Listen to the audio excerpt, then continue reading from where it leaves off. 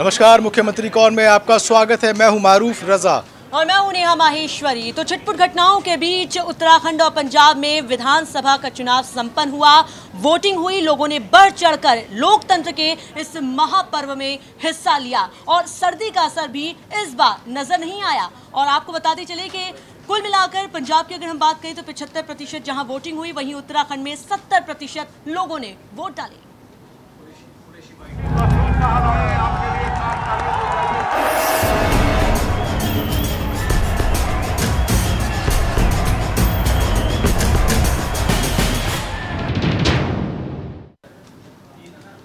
तो बिल्कुल लगातार हम बात कर रहे हैं आज हुए मतदान की। पंजाब और उत्तराखंड में आज वोटिंग हुई है। सबसे पहले बात पंजाब की करेंगे, जहां 117 सीटों के लिए लोगों ने अपने मताधिकार का इस्तेमाल किया।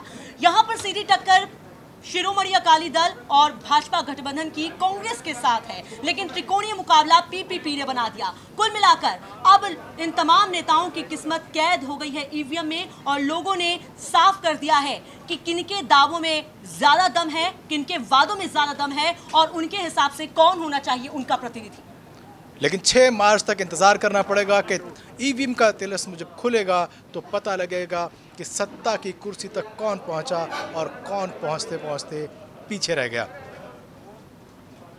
और दिन भर हमने पूरे इस घटनाचक्र में पूरी की तरीके से अपनी पूरी टीमें नॉन स्टॉप लगाए रखी और पल पल की खबर आप तक दी। जिस तरीके से सुबह वोटिंग शुरू हुई, बड़ा धीमा मतदान था, लेकिन जिस तरीके से सूरज बढ़ता गया, वोटर्स की तादाद बढ़ती गई और प्रतिशत जो है ख़त्म होने तक उत्तराखंड में 70 और पंजाब में 75 तक पहुंचा, जो वाकई बहुत ही बढ़िया कहा जा सकता है। बिल्कुल, चुनाव आयोग के सामने चुनौती थी कि शांतिपूर्ण तरीके से और निष्पक्ष चुनाव कराया जाए और इस चुनौती में कामयाब और पूरी तरीके से यहां पर चुनाव आयोग सफल होता नजर आया है। आपको बताते चले कि सुबह से ही जीएनएन न्यूज अपने दर्शकों को पल पल की जानकारी दे रहा था। अलग अलग विधानसभा क्षेत्रों में किस तरह की सुगबुगाहट है, किस तरह की सरगर्मियां, चुनावी सरगर्मियां तेज हैं, पल पल की जानकारी हम अपने दर्शकों को दे रहे थे और लगातार चर्चा भी जारी थी। तो कुल मिलाकर सभी उम्मीदवारों की किस्मत अब ईवीएम में कैद हो चुकी है और जल्द ही फैसला होगा और साफ हो जाएगी पूरी स्थिति की कौन होगा पंजाब का सरदार।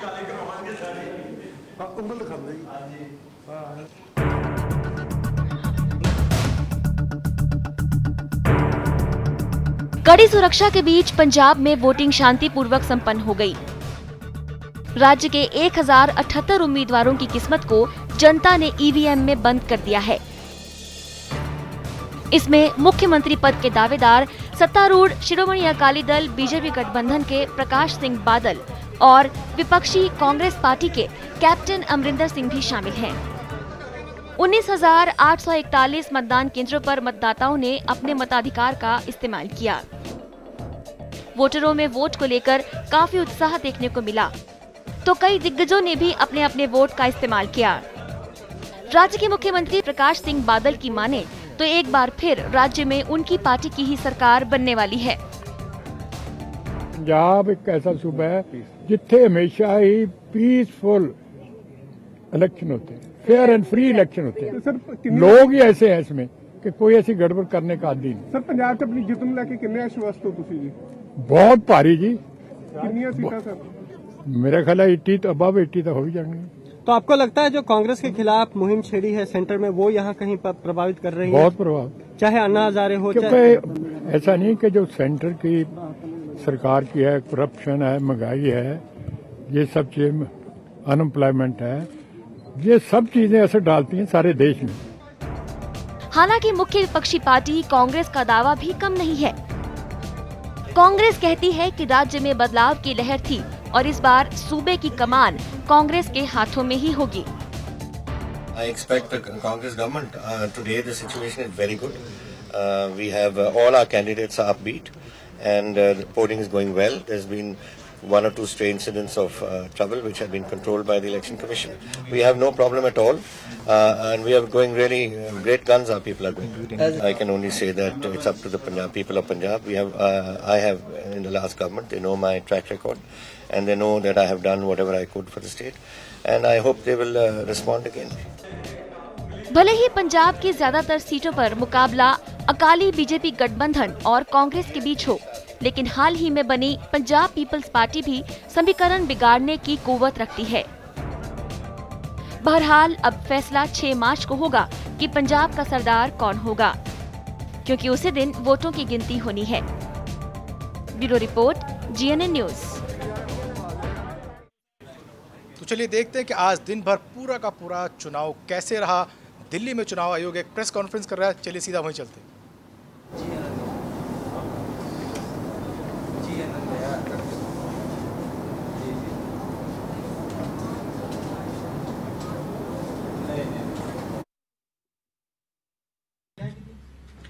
कैंडिडेट्स में पुरुष कैंडिडेट थे 725 और महिला अभ्यर्थी थी 63। इस चुनाव के पर्यवेक्षण के लिए जनरल ऑब्जर्वर्स 34,